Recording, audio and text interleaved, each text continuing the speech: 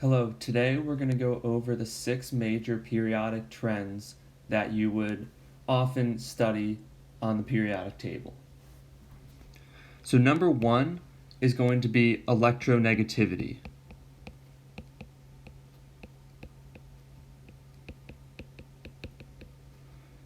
And electronegativity is defined as the attraction an atom has for an electron.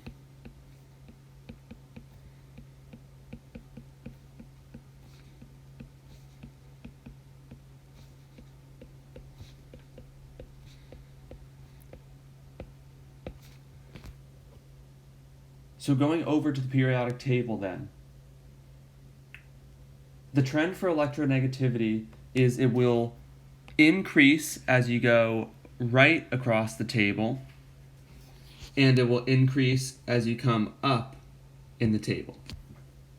Now the reason this happens is that as you go from left to right, the number of protons in the nucleus of the atom will increase, but the number of electron shells does not.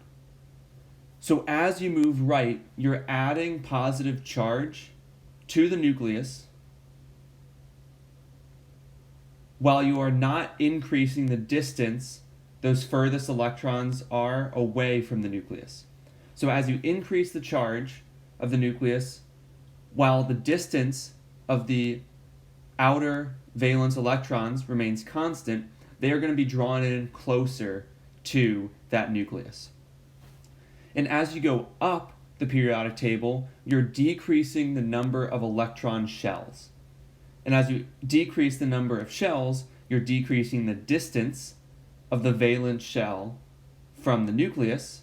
And when you do that, you're increasing the attraction that the positive nucleus has for those valence electrons. The second periodic trend is going to be electron affinity. Now, people often get confused between electronegativity and electron affinity, or they're not totally sure of the difference between the two. Electron affinity is specifically a change in energy, and is a change in energy of a neutral atom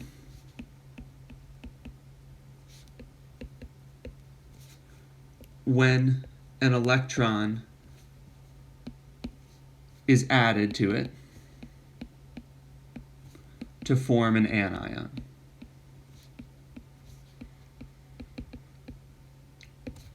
So electron affinity is specifically dealing with energy, and usually the electron affinity will be given in units of joules or kilojoules.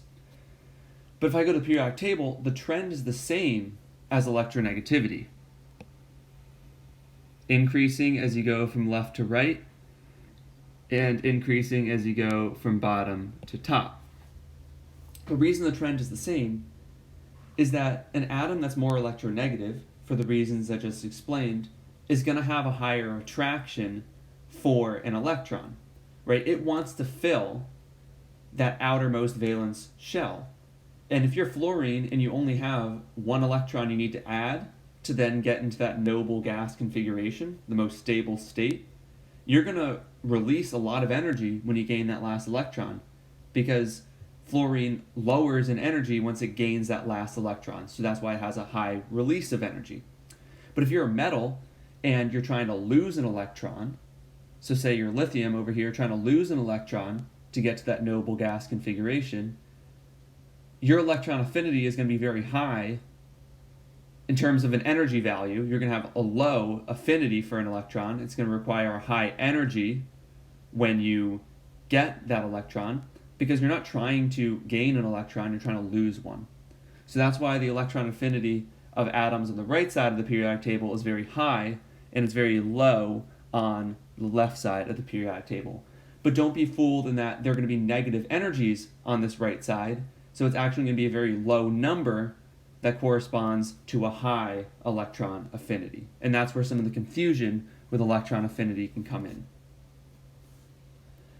Number 3 trend, and we've touched on this a little bit, is going to be atomic radius.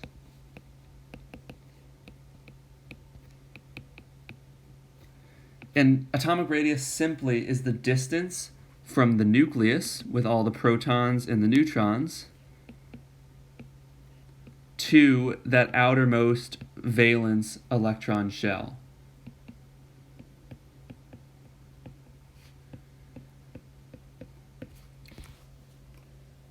So going back to the periodic table now for atomic radius, the atomic radius is going to increase as you go down a column, and it will increase as you go from right to left. The reasoning for this, right? Atomic radius is a measure of the distance from the nucleus to that outermost valence shell. As I go from left to right across the periodic table, that distance gets smaller because the positively charged nucleus has a greater attraction for the valence shell as more protons are added. And as I mentioned with the electronegativity, I'm not adding electron shells as I go from left to right. Any electrons that are added, so say I go from the s electrons over here in the alkali metals and alkaline earth metals over to the p electrons, that's still the same energy level. And I'll go over electron configuration in the next video. But lithium, we'll use for an example, has 2s1 configuration, and then beryllium has 2s2 in the outermost shell. Once I move to boron, it's 2p1. So they're all still in the second energy level, so the distance hasn't increased at all. So that's why when I move across from left to right, that atomic radius is getting smaller because the attraction of the nucleus for the outermost valence electrons is increasing. It gets small, the atomic radius gets larger as I go from top to bottom because I'm adding electron shells, right? Hydrogen, 1s1, lithium, 2s1, sodium, 3s1, potassium, 4s1, right? I'm adding an extra energy level each time I go down the periodic table. So that means I'm going to be increasing that radius.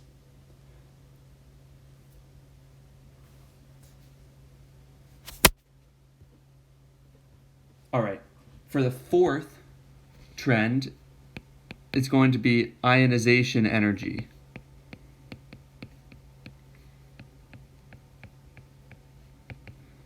And ionization energy is the energy required for a neutral atom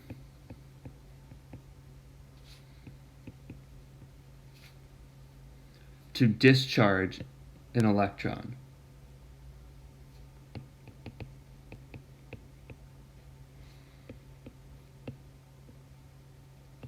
An electron. Make that a little more clear with the electron there. So whereas affinity was the energy that you get from gaining an electron, or the energy released from gaining the electron, the ionization energy is the energy required for a neutral atom to discharge an electron. So moving back to the periodic table here, as I go from left to right, the ionization energy is going to increase. Because the atoms on the left side, so the more metallic, alkali metals, alkaline earth metals, they want to lose an electron or two electrons in order to reach that noble gas configuration, the most stable configuration an atom can have. If I move over to oxygen or fluorine or chlorine, right, they just want to gain one or two electrons to reach that, so they don't want to lose any from their outer shell. So that's why as you move from left to right, that ionization energy is going to increase.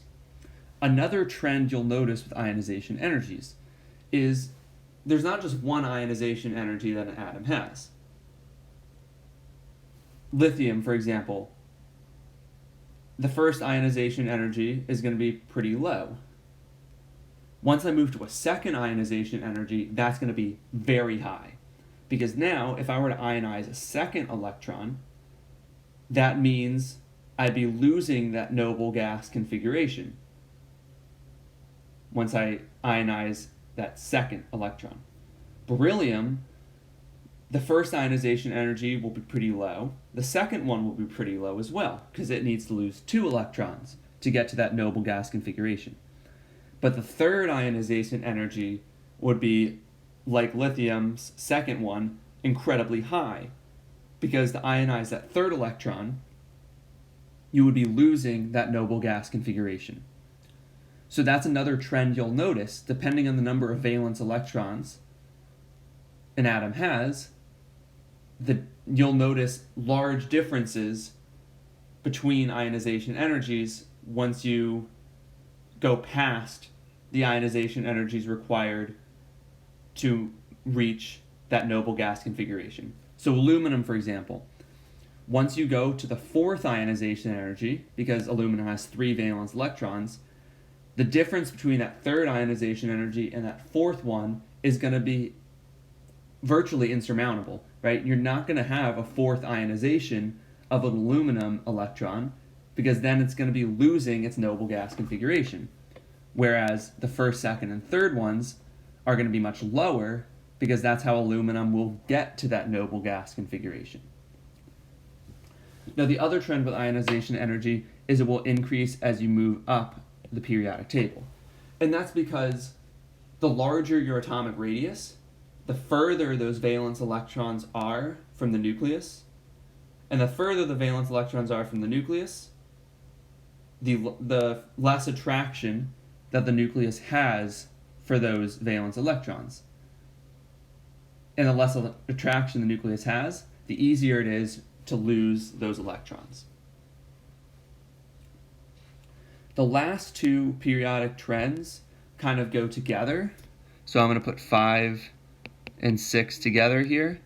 It's going to be metallic versus non-metallic character. And the definition of these is fairly straightforward. It's just, does it behave more like a metal or more like a non-metal? And when you go to the periodic table, you know that to the right of the periodic table is going to be the non-metals and the metalloids, and the left side of the periodic table is going to be the metals. So metallic character, it's going to be on a diagonal here. So metallic character will increase as you go from top right to bottom left, meaning, helium, fluorine, neon, they're the least metallic, to francium as the most metallic element. So that means non-metallic character is the exact opposite. It will go from bottom left to top right.